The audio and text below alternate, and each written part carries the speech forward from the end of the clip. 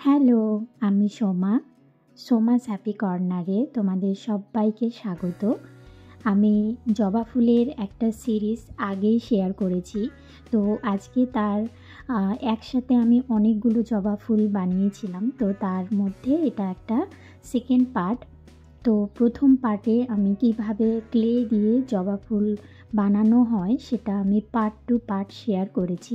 এরপরে আমি এখানে জবা ফুলের বিভিন্ন ভ্যারাইটিস ইয়াররিং, চোকার, তারপরে ছোট ছোট ইয়াররিং যেগুলো ডেলি পরা যায় সেইগুলো আমি আজকে তোমাদের সাথে শেয়ার করব।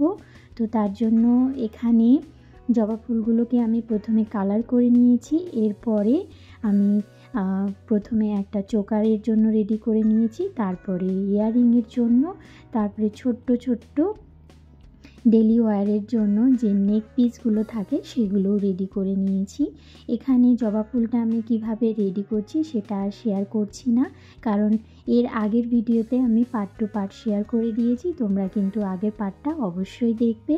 আর এই জুয়েলারিগুলো যদি তোমাদের ভালো লাগে তাহলে কিন্তু তোমরা আমার কাছ থেকে অর্ডার করতে পারো।